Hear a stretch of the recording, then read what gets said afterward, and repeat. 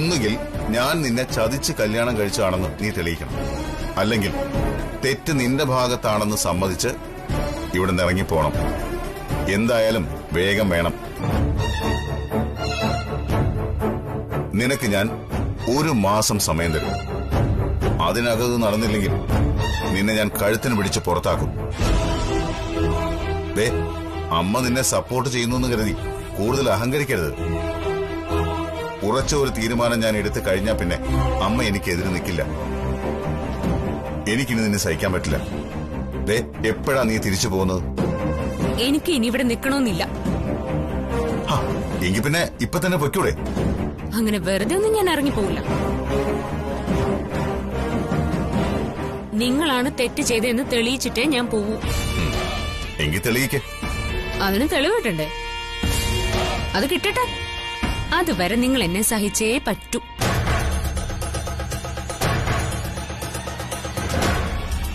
നിങ്ങളുടെ അപമാനം സഹിച്ചിട്ട് ഞാനിവിടെ നിൽക്കുന്നതേ ആ തെളിവ് കിട്ടാൻ വേണ്ടി തന്നെയാ.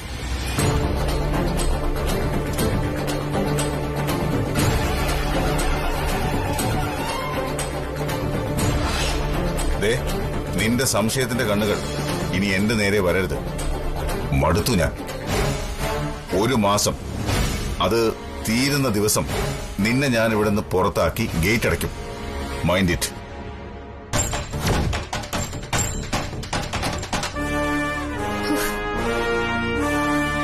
ഇതെന്താ ഈ 1 മാസത്തിന്റെ കണക്ക്? ഈ 1 മാസം കൊണ്ട് സൂര്യ ജീവിതത്തിലേക്ക് തിരിച്ചു വരുമോ? ഈശ്വരാ, സമയം കുറച്ചേ ഉള്ളൂ. അതിനകം എല്ലാം തെളിയിക്കണം. ആ അവിനാശ് കുറ്റക്കാരനാണെന്ന് തെളിയിച്ചില്ലെങ്കിൽ പ്രിയമോൾ അവനെ കല്യാണം കഴിക്കും.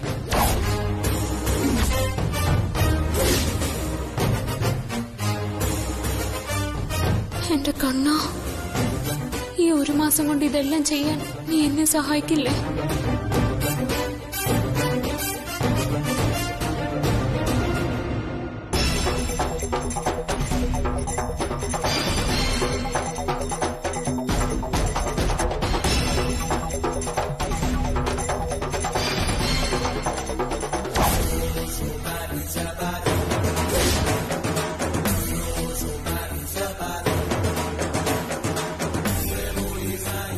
എന്താടി, പലായനത്തിനുള്ള സമയമായോ?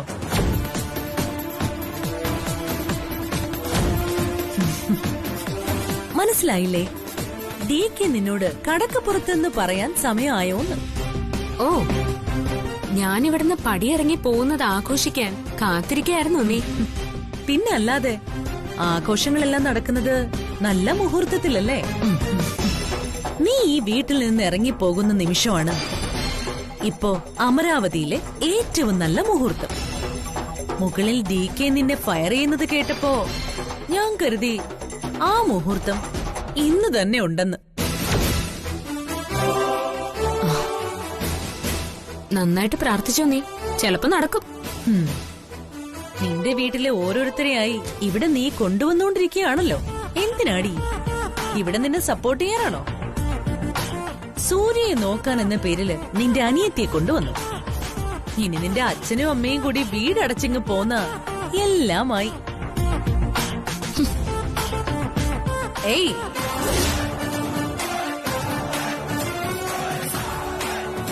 എന്താടി നീ മറുപടി പറയാതെ പോകുന്നത്?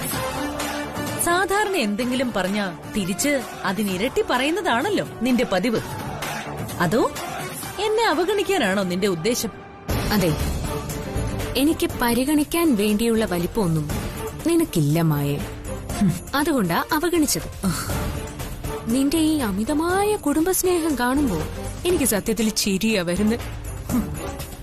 അത്രയ്ക്ക് ചിരിക്കാൻ എന്താ ഇവിടെ ഇപ്പൊ ഉണ്ടായത്? നീ ഒരു മണ്ടിയാ, വെറും മരമണ്ടി. മായേ, പുലർച്ചെ കൂവുന്ന എല്ലാ പൂവൻകോഴികൾക്കും ഒരു വിചാരമുണ്ട്. നേരം പുലർന്നത് താൻ കൂവിക്കൊണ്ടാണെന്ന്. പക്ഷേ ഒരു ദിവസം ഈ പൂവൻകോഴികളൊന്നും കൂവിയില്ലെങ്കിലും നേരം പുലർന്നോളൂ എന്ന് ആ പാവങ്ങൾക്ക് അറിഞ്ഞൂടാ. നീയും അതുപോലെ.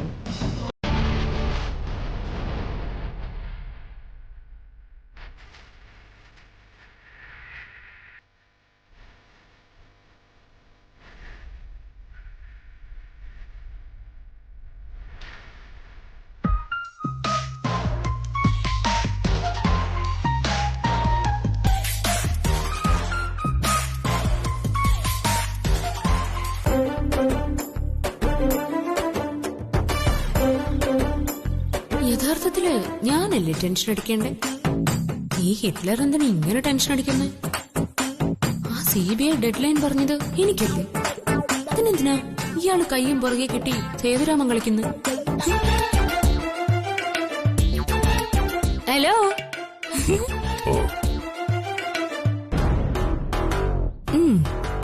എന്തു പറ്റി ഹിറ്റ്ലറെ? എന്തിനെങ്ങനെ കയ്യും പുറകെ കിട്ടി അങ്ങോട്ടും ഇങ്ങോട്ടും നടക്കുന്നേ? ഓ, മിണ്ടൂല? അത് ശരി, എന്നാ ഞാൻ ഇപ്പൊ കാണിച്ചുതരാം.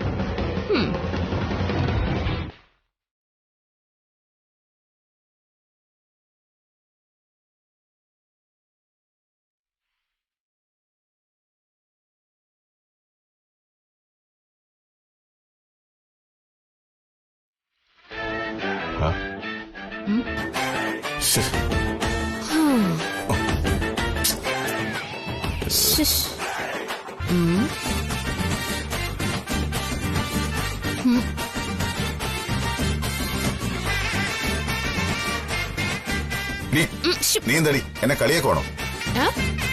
ഞാനോ? ഞാനെന്തിനാ നിങ്ങളെ കളിയാക്കുന്നേ?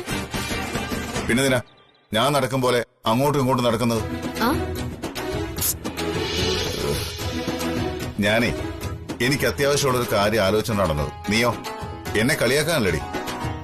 അല്ലല്ല, ഞാൻ ആലോചിച്ചത് എന്റെ ഡെഡ്ലൈനെ കുറിച്ചാ. ഡെഡ്ലൈനോ? നിനക്കോ? അതിന് എന്റെ പിന്നാലെ വാലുപോലെ നടന്നാണോ നീ ആലോചിക്കേണ്ടത്? ശരി, ഞാൻ നിങ്ങളുടെ പിന്നാലെ നടക്കുന്നില്ല, കുറച്ചങ്ങോട്ട് മാറി നടക്കാം. വേണമെങ്കിൽ നിങ്ങൾ എന്റെ പിന്നാലെ വാലുപോലെ നടന്നോ, ഞാൻ ഒന്നും പറയില്ല. നിനക്കൊരു വാല് ജനിച്ചപ്പോ തന്നെ ഉണ്ടല്ലോ. വാലോ? എനിക്കോ? എവിടെ? ഇവിടെ ഒന്നും കാണുന്നില്ലല്ലോ. ഓ, ഇതാണോ? ഇത് ഷോളല്ലേ, വാലല്ല. അയ്യോ, എനിക്ക് വയ്യ. ഹലോ, നിങ്ങളല്ലേ പറഞ്ഞ എനിക്ക് വാലുണ്ടെന്ന്? എന്നിട്ട് എവിടെ? ഒന്ന് കണ്ടുപിടിച്ചെന്നാ. എവിടെ? ഓ, നിനക്ക് ഭ്രാന്താടി. എനിക്കൊരു ഭ്രാന്തും ഇല്ല. ഭ്രാന്തുള്ളവരെ പോലെ ഇപ്പൊ എന്നോട് സംസാരിച്ചത് നിങ്ങളാ. ബേക്കറിക്കാരി മര്യാദക്ക് സംസാരിച്ചില്ലെങ്കിൽ നിന്നെ എന്താ ചിരിക്കുന്നത്? ചിരി നല്ല മനുഷ്യർക്ക് പറഞ്ഞിട്ടുള്ളതാ. നിങ്ങളുടെ മുഖത്തൊരു ചിരി വരണമെങ്കിൽ അതിന് നിങ്ങളെ ഈ ഭൂമിയിൽ സൃഷ്ടിച്ച ബ്രഹ്മാവിന് പോലും പറ്റില്ല. ഏതോ മാനുഫാക്ചറിംഗ് ഡിഫക്ട്. അത് തന്നെ. അയ്യോ, ഇങ്ങനെ അലറി വിളിച്ച് പേടിപ്പിക്കില്ല എന്റെ പൊന്നി ഹിറ്റ്ലറെ. ഇതൊന്നും കേട്ടാലേ ഈ ജ്യോതി പേടിക്കില്ല. എന്തിനാ ഇപ്പൊ നിങ്ങൾ ഫ്രസ്ട്രേറ്റഡ് ആവുന്നേ? നിങ്ങളുടെ ലോക്കർ തിരിച്ചു കിട്ടിയല്ലോ. അല്ല, ഇത്തവണ എവിടെയാ ലോക്കർ ഒളിപ്പിച്ചു വെച്ചിരിക്കുന്നേ? എന്തിനാ? ഇനിയും മോഷ്ടിക്കാനാണോ? ഒരു കാര്യം ഞാൻ പറഞ്ഞേക്കാം, ഇനിയെങ്ങാനും നിന്റെ കണ്ണ് എന്റെ ലോക്കറിന് മേലെ വീണ കണ്ണ് ഞാൻ കുത്തിപ്പൊട്ടിക്കും. ഓ, പിന്നെ നിങ്ങൾ എന്റെ കണ്ണ് കുത്തിപ്പൊട്ടിക്കാൻ വരുമ്പോ എന്റെ കൈ അങ്ങ് മാങ്ങ വരയ്ക്കാൻ പോവല്ലേ? എന്തെങ്കിലും എടുത്ത് ഞാൻ നിങ്ങളുടെ കണ്ണും കുത്തിപ്പൊട്ടിക്കും. എന്തു പറഞ്ഞാലും തർക്കുത്തരം. ഇനി മേലാൽ നീ ഈ ലോക്കറിനെ കുറിച്ച് ഒരു അക്ഷരം ചോദിച്ചു പോരുത്. എന്റെ പൊന്നി ഹിറ്റ്ലറെ, നിങ്ങൾ ഈ ലോക്കർ അവിടെ ഇവിടെ മാറ്റി ഒളിപ്പിച്ചു വെക്കുന്നോണ്ടാ എനിക്ക് ഇത്രയും സംശയം വരുന്നത്.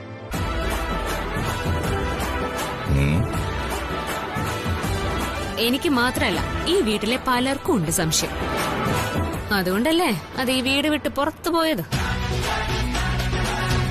ഇനിയും നിങ്ങൾ ആ ലോക്കർ ഒളിപ്പിച്ചു വെച്ച അതിനകത്ത് എന്താണെന്ന് അറിയാനുള്ള കൗതുകം കൂടത്തേ ഉള്ളൂ.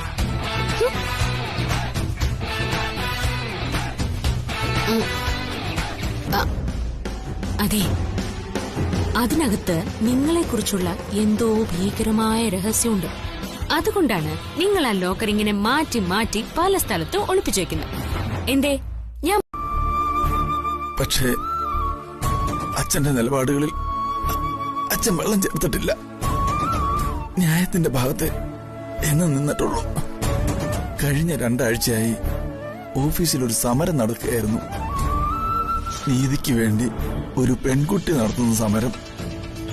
അവളെ അപമാനിക്കാൻ ശ്രമിച്ച ഒരു സീനിയർ എഡിറ്റർക്കെതിരെ അവൾ മാനേജ്മെന്റിന് പരാതി കൊടുത്തു. ഞങ്ങൾ കുറച്ചുപേര് ആ പരാതിയിൽ ഒപ്പിട്ട് കൊടുത്തു. അതിന്റെ പ്രതികാര നടപടിയാ ഈ സസ്പെൻഷൻ. എന്റെ ഈശ്വര, ഇനി എങ്ങനെ ജീവിക്കും? ഉള്ള ജോലിയും പോയി. അന്നേ നിങ്ങളോട് ഞാൻ പറഞ്ഞതാ, ആവശ്യമില്ലാത്ത കാര്യത്തിലൊന്നും പോയി തലയിടരുതെന്ന്. സമരത്തിനൊപ്പം നിന്നതിന് കൂലി കിട്ടിയില്ലേ? ഞാൻ മാത്രമല്ലല്ലോ ആശാലതെ, ഞങ്ങൾ 4 പേരെ ഇപ്പം സസ്പെൻഡ് ചെയ്തിരിക്കുന്നത്. അവർക്കൊക്കെ ജീവിക്കാൻ വേറെ വല്ല വരുമാനം കാണും, നിങ്ങൾക്കോ? മാപ്പ് എഴുതി കൊടുത്ത സസ്പെൻഷനിൽ നിന്ന് ഒഴിവാക്കാമെന്ന മാനേജ്മെന്റ് പറയുന്നത്. എന്നാ പിന്നെ എത്രയും പെട്ടെന്ന് അതൊന്ന് എഴുതി കൊടുത്ത് ജോലി പോവാതിരിക്കാൻ നോക്ക്. മോൾ എന്തു പറയുന്നു? അച്ഛൻ മാപ്പ് എഴുതി കൊടുക്കണോ? അച്ഛന്റെ മനസാക്ഷിക്ക് ശരിയെന്ന് തോന്നുന്നത് മാത്രം ചെയ്താൽ മതി.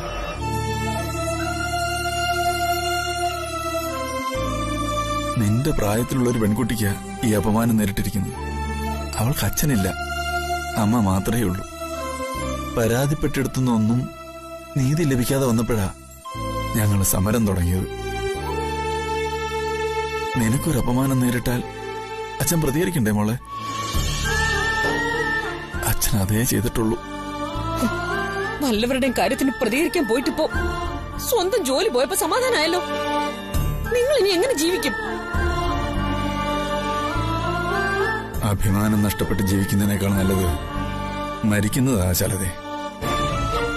എന്തു വന്നാലും മാപ്പ് എഴുതി കൊടുത്തിട്ട് എനിക്ക് ആ ജോലിയിൽ തിരിച്ചു കയറണ്ട. വേണ്ടി വന്നാ ഇതിനെതിരെ ഞങ്ങൾ കോടതിയിൽ പോവും.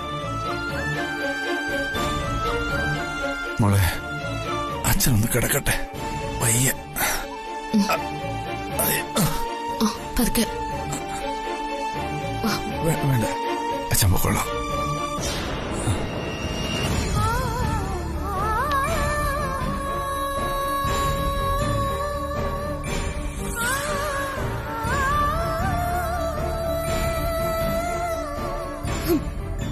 ഇങ്ങനെ നന്നാവത്തില്ല, ഒരിക്കലും നന്നാവത്തില്ല. എന്റെ തലവിധി.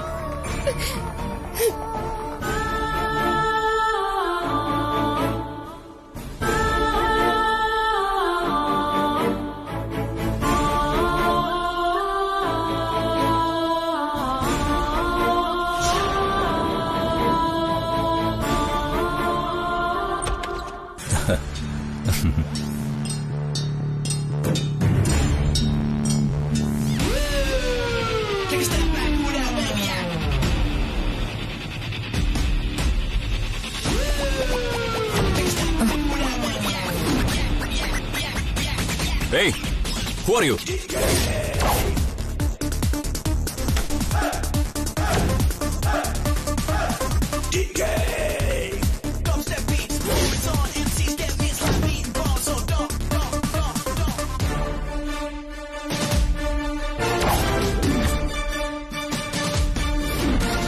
നിങ്ങളോ? അതെ, ഞാൻ തന്നെ. നീ എന്ത് കരുതി മൂർത്തി? ഞാൻ നിന്നോട് ക്ഷമിച്ചെന്നോ? എന്നെ ഒരുപാട് ദ്രോഹിച്ചിട്ടും നിന്നെ വെറുതെ വിട്ടവനാ ഞാൻ. പക്ഷെ നീയിപ്പോ മര്യാദയുടെ എല്ലാ അതിരുകളും ലംഘിച്ചിരിക്കുന്നു.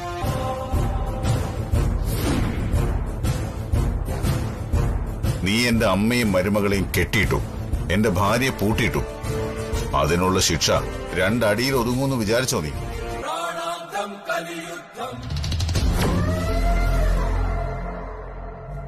അതിനുള്ള മറുപടി തന്നില്ലെങ്കിൽ പിന്നെ DK ജീവിച്ചിരുന്നിട്ട് എന്താ കാര്യം? കയ്യിൽ നിന്റെ വീട്ടുകാരുടെ കയ്യിൽ നിന്ന്. മനസ്സിലായല്ലോ? ആരെങ്കിലും പണം വാങ്ങിച്ചെന്ന് പറഞ്ഞ് നിങ്ങൾ എന്റെ അച്ഛനെ ഭീഷണിപ്പെടുത്തുന്ന എന്തിനാ? മിണ്ടരുത്. സുധാകരൻ നായരെ, നിങ്ങൾക്കിപ്പോ കാര്യങ്ങളൊക്കെ ക്ലിയർ ആയില്ലേ? ഇനി നമുക്ക് ഇരുന്ന് സംസാരിക്കാം. ഇരിക്കണോ?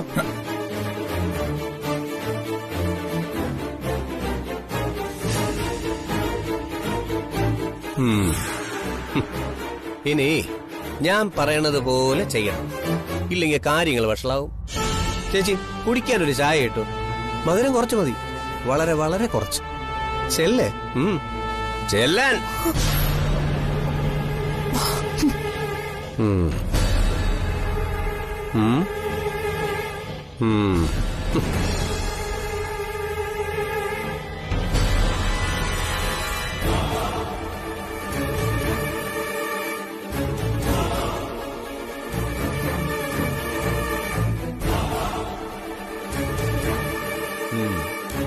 കൊള്ളാം.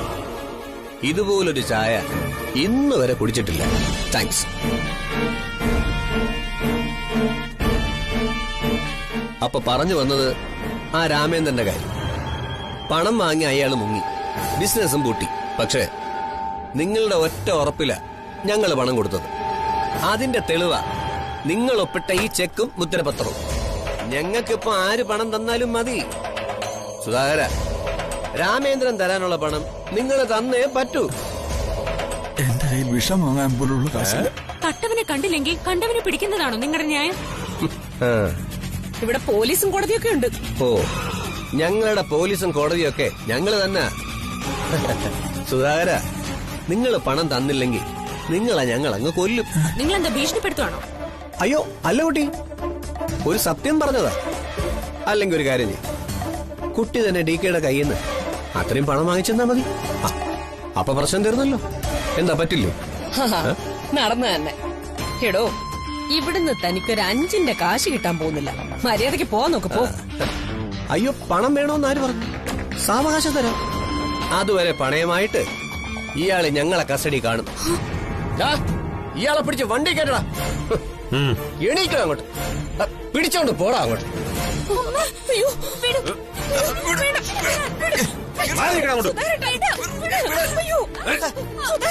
പിടിച്ച് കേറ്റണം.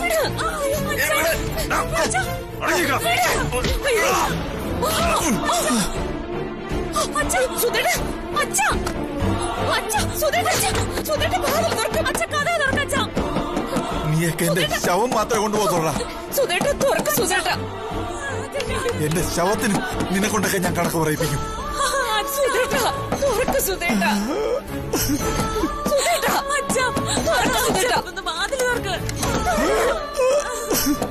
അവിവേകൊന്നും കാണിക്കില്ല മനുഷ്യ. തുറക്ക്. ഒന്ന് കഥക് തുറക്ക്. സുധേട്ട, നിന്നെയൊക്കെ ഞാൻ ജയിലിൽ കേട്ടൂടാ. നോക്കിക്കോ. സുധേട്ട, സുധേട്ട, സുധേട്ട, വാതിൽ തുറക്ക്. സുധേട്ട, സുധേട്ട, അവിവേകൊന്നും കാണിക്കില്ലേ.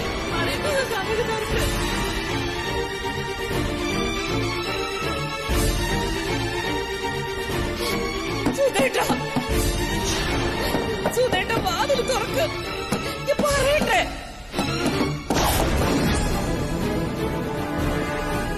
സുധേട്ട,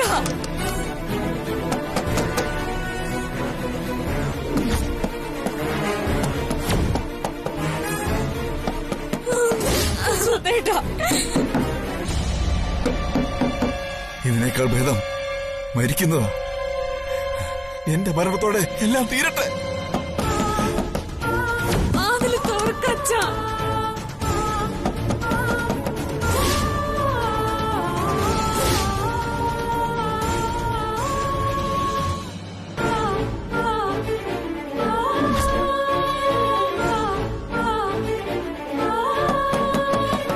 അവിവേകൊന്നും കാണിക്കില്ല. സുധേട്ട, വാതിൽ തുറക്ക്. സുധേട്ട, സുധേട്ട. ആരോടായാലും ആ അവസരം നന്നായിട്ടൊന്ന് മുതലെടുത്താൽ ജ്യോതിയെ ഇവിടുന്ന് ഇറക്കിവിടാം എന്നേക്കുമായി. പിന്നീട് ഒരിക്കലും നമുക്കവളുടെ മുഖം കാണാതെ ജീവിക്കാൻ സാധിക്കും.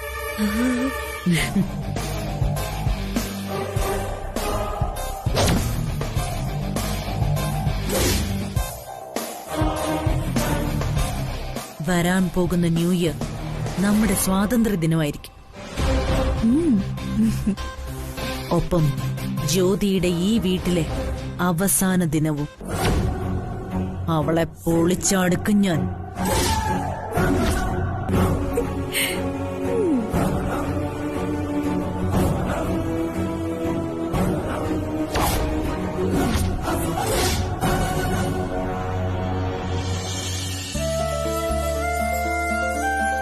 മൈ ലിറ്റിൽ കണ്ണ, എന്റെ ലോട്ടർ ലോസിന് നല്ല ബുദ്ധി കൊടുക്കണേ. ജ്യോതി ഇപ്പോ DKയുടെ ലൈഫിലെ വൈഫൈയാ. വൈഫൈ ഉണ്ടെങ്കിലല്ലേ നെറ്റ്വർക്ക് കണക്ട് ആവുള്ളൂ കണ്ണ. അതുപോലെ വൈഫ് ഉണ്ടെങ്കിലേ അവൻ നന്നാകും. അതുകൊണ്ട് അവന്റെ മൈൻഡ് മാറണം. നീ അത് മാറ്റിയേ പറ്റൂ. ദേ അതിനിടയ്ക്ക് ആ മരുമക്കളുടെ കാര്യം കൂടെ നീ നോക്കിക്കോണം കേട്ടോ. ദേ ടൈം ഇല്ലാന്ന് പറഞ്ഞോ നീ എന്നെ അവോയ്ഡ് ചെയ്യരുത് കണ്ണ. കൃഷ്ണ ഗുരുവായൂരപ്പ. അമ്മേ, ആ എന്താ പെട്ടി? What happen? എനിക്ക് അമ്മയോടൊന്ന് സംസാരിക്കണം. അതിനെന്താ, നീ സംസാരിച്ചോ? What is your problem? എനിക്ക് ആകെ ടെൻഷൻ ആവുന്നമ്മേ. What tension? Tell me. ഈ വീട്ടിലിപ്പോ ഇടയ്ക്കിടെ പണ്ടില്ലാത്ത പ്രശ്നങ്ങൾ ഉണ്ടാവുന്നു. അടുത്ത പ്രശ്നം എപ്പോഴാ വരുന്നതെന്ന് ആലോചിച്ച് ടെൻഷൻ അടിക്കേണ്ട അവസ്ഥയിലാണ് ഞാൻ. അടുത്ത കാലം വരെ നമ്മുടെ വീട് സ്വർഗമായിരുന്നു. എല്ലാവരും സന്തോഷത്തിലായിരുന്നു. പക്ഷെ ഇപ്പോ എവിടെയൊക്കെയോ എല്ലാരും തമ്മിലൊരു അകൽച്ച വന്നതുപോലെ എനിക്ക് ഫീൽ ചെയ്യുന്നു. You tell truth. സത്യം നീ പറഞ്ഞത്. പക്ഷേ അതിന് നിങ്ങളൊക്കെ കാരണക്കാരാണ്. ഞങ്ങൾ മാത്രമാണോ അമ്മേ അതിന് കാരണക്കാര്? അല്ല, എല്ലാവരും കാരണക്കാരാ. പക്ഷെ ഇനി നമുക്കത് മുന്നോട്ട് കൊണ്ടുപോകാൻ പറ്റില്ല. നമ്മളൊക്കെ സന്തോഷമായിട്ടിരുന്നാൽ മാത്രമേ DKക്ക് സന്തോഷമാവൂ. എല്ലാരും തമ്മിലുള്ള അകൽച്ച മാറ്റിയെടുത്തേ പറ്റൂ. What why? എങ്ങനെ? തുമാര ഐഡിയ വെരി ഗുഡ്, ബഹുത് അച്ഛാ ഹെ. പക്ഷെ അത് നടപ്പിലാക്കാൻ എന്താ ഒരു വഴി? വഴിയുണ്ടമ്മേ. വരാൻ പോകുന്ന ന്യൂ ഇയർ ആഘോഷത്തോടെ എല്ലാം അവസാനിക്കണം. എല്ലാ ബന്ധുക്കളും വരണം. ചിത്രയുടെ വീട്ടുകാരും താരയുടെ അച്ഛനും അമ്മയും എല്ലാവരും വരണം. പക്ഷേ ഒരു കാര്യം അമ്മ ഞങ്ങൾക്ക് വാക്ക് തരണം. ആ ജ്യോതിയുടെ വീട്ടുകാരെ മാത്രം വിളിക്കാൻ പാടില്ല.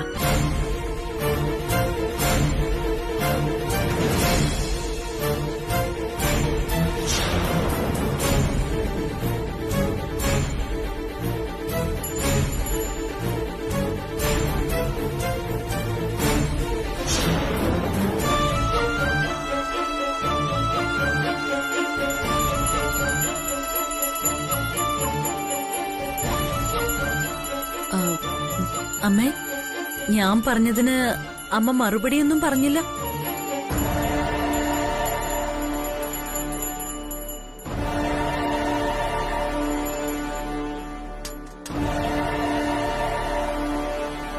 അമരാവതിയിലെ ബന്ധുക്കളെ വേർതിരിച്ച് കാണണമെന്നാണോ നീ പറയുന്നത്? അതിനാണോ ഞാൻ നിനക്ക് റിപ്ലൈ തരേണ്ടത്? എല്ലാരും ഒരുപോലെയല്ലേ? ഇവിടെ ഒരു ഫംഗ്ഷൻ നടക്കുമ്പോ അവരെ മാറ്റി നിർത്തുന്നത് ശരിയാണോ? യഥാർത്ഥത്തിൽ നോക്കിയ ജ്യോതിയുടെ ബന്ധുക്കളല്ലേ ആദ്യം വിളിക്കേണ്ടത്. നിങ്ങൾ ഈ വീട്ടിലെ ലിറ്റിൽ മരുമക്കളാ, കൊച്ചുമക്കളുടെ വൈഫുമാ. പക്ഷെ ജ്യോതിയോ എന്റെ മരുമകളാ, ഈ വീടിന്റെ മരുമകൾ. സുപ്രിയയ്ക്ക് പകരം എന്റെ മകന്റെ ജീവിതത്തിലേക്ക് വന്ന അവക്കല്ലേ ഈ വീട്ടിലോ?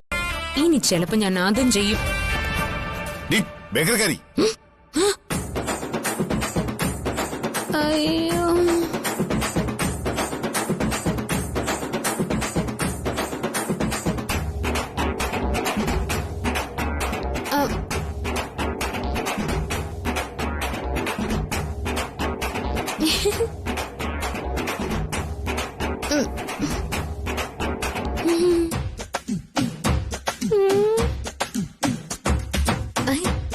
അതെ, ഞാൻ DK കുറിച്ച് നല്ലത് മാത്രല്ലേ പറഞ്ഞിട്ടുള്ളൂ. DK വളരെ നല്ലവനാണ്, കാരുണ്യവാനാണ്. ഈ വീടിനെ കൈ വെള്ളയെ കൊണ്ട് നടന്നാ നോക്കുന്നത്. വീടിനെ മാത്രല്ല, ഈ വീട്ടിലെ എല്ലാവരെയും, പ്രത്യേകിച്ച് എന്നെ. എന്നോട് എന്ത് സ്നേഹമാണെന്നറിയോ?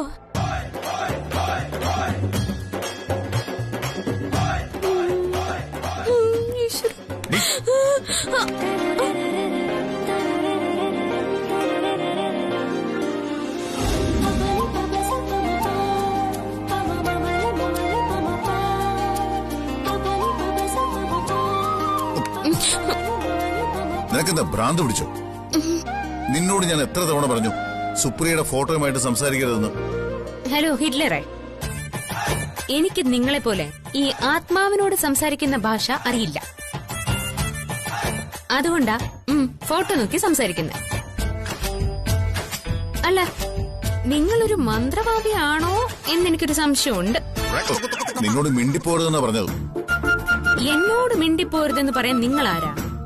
അതെ, 1947 ഈ രാജ്യത്തിന് സ്വാതന്ത്ര്യം കിട്ടിയതാ, അറിയോ? 1947 ഓഗസ്റ്റ് 14 അർദ്ധരാത്രിക്ക്. മനസ്സിലായോ? അതിനുശേഷം ഇന്ത്യയിലെ എല്ലാ പൗരന്മാർക്കും ആരോടും എവിടെ വെച്ചും എന്തും സംസാരിക്കാനുള്ള അവകാശമുണ്ട്.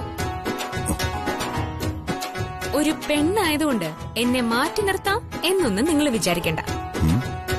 ഞാനും സംസാരിക്കും. ചിലപ്പോ ഒറ്റയ്ക്ക് സംസാരിക്കും, അല്ലെങ്കിൽ കൂട്ടുകാരോട് സംസാരിക്കും. അതും അല്ലെങ്കിൽ ഈ ഫോട്ടോയിൽ നോക്കി സംസാരിച്ചെന്നിരിക്കും. അതിന് നിങ്ങൾ എന്തിനാ എന്നെ ഭീഷണിപ്പെടുത്താൻ വരുന്നത്? നിന്നോട് വായടക്കാനാ പറഞ്ഞ.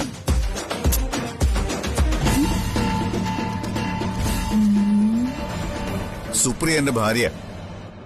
എന്റെ ഭാര്യയോട് നിന്നെ പോലെ കണ്ണിക്കണ്ട ആളുകൾ സംസാരിക്കുന്നത് എനിക്കിഷ്ടമല്ല. ഓഹോ, അങ്ങനെയാണെങ്കിൽ പിന്നെ നിങ്ങൾ എന്തിനാ ഈ ഫോട്ടോ ഇങ്ങനെ ഓപ്പൺ ആയിട്ട് തൂക്കിയിട്ടിരിക്കുന്നത്? എടുത്ത വല്ല പെട്ടിയിലും അടച്ചു വെച്ചൂടെ? കുറച്ചുകൂടി സുരക്ഷിതത്വത്തിന് വേണമെങ്കിൽ ഈ ഫോട്ടോ കൊണ്ടുപോയി ബാങ്ക് ലോക്കറിൽ വെക്കാം. എന്താ, അത് നല്ലതല്ലേ? ഞാൻ ചിലപ്പോ ഫോട്ടോ ഇവിടെ തൂക്കിയിടും, ചിലപ്പോ ബാങ്ക് ലോക്കറിൽ കൊണ്ടുവയ്ക്കും. അതൊക്കെ ചോദിക്കാൻ നീ ആരാ? എന്റെ സ്വാതന്ത്ര്യത്തെ ചവിട്ടി താഴ്ത്താൻ നിങ്ങൾ ആരാ? ആരാന്ന്? ഇതെന്തോന്ന് ഓൺലൈൻ ക്ലാസ്? അങ്ങോട്ടും ഇങ്ങോട്ടും ചോദ്യോത്തരം. എന്താ ഇവിടെ പ്രശ്നം? എന്റെ മുറി കയറി വന്ന് എന്നെ ചോദ്യം ചെയ്യാൻ നീ ആരടി? നിനക്കെന്താ കൊമ്പുണ്ടോ? കൊമ്പ് വിളിക്കാൻ ഞാൻ ആരാ? ലുട്ടാപ്പിയ. എന്റെ പേര് ജ്യോതിന, ജ്യോതിർമയി. മനസ്സിലായാ? നീ എന്നോട് വെറുതെ വാദിക്കാൻ നിൽക്കരുത്. ഇനി ഒരു തവണ കൂടി നീ ഇതുപോലെ സുപ്രിയയുടെ ഫോട്ടോയ്ക്ക് മുന്നിൽ നിന്ന് സംസാരിക്കുന്നത് ഞാൻ കണ്ട, അന്ന് നിന്നെ ഞാൻ ഈ വീട്ടിൽ നിന്ന് ചവിട്ടി പുറത്താക്കും. മനസ്സിലായി? ഓഹോ, നിങ്ങൾ എന്നെ വഴക്ക് പറയുന്ന? ഇനി മേലിൽ എന്നെ ഇതുപോലെ വഴക്ക് പറഞ്ഞ ഈ ഫോട്ടോ എടുത്ത് ഞാൻ റോഡിൽ കളയും. അല്ല പിന്നെ എന്നോടാ കളി? റോഡിലല്ല, ചിലപ്പോ തോട്ടിക്കളയും. തോട്ടിലെ അഴുക്ക് വെള്ളത്തിൽ കിടന്ന് ഈ ഫോട്ടോ നശിച്ച് നാശകോശമായി പോവും. നീ എന്താ പറഞ്ഞ? എന്താ പറഞ്ഞെന്ന് പറയടി. നീ എന്താ ഇപ്പൊ പറഞ്ഞേ? അല്ല ചേട്ടാ, നീ എന്താ ഇപ്പൊ പറഞ്ഞേ? ചേട്ടാ, അതെ, ഞാനൊരു ഫ്ലോയിൽ അങ്ങ് പറഞ്ഞു പോയതാ. ഞാൻ അങ്ങനെയൊന്നും ചെയ്യൂല. നീ അതും ചെയ്യും, അതിനപ്പുറവും ചെയ്യും. എന്നെങ്കിലും നീ ഈ ഫോട്ടോ ഇവിടുന്ന് എടുത്ത് കളയാൻ ശ്രമിച്ച, ഈ വീട്ടിൽ നീ ചെയ്യുന്ന എന്ത് മണ്ടത്തരം ഞാൻ ക്ഷമിച്ചാലും ഇത് മാത്രം ഞാൻ നിന്നോട് ക്ഷമിക്കില്ല, സഹിക്കില്ല.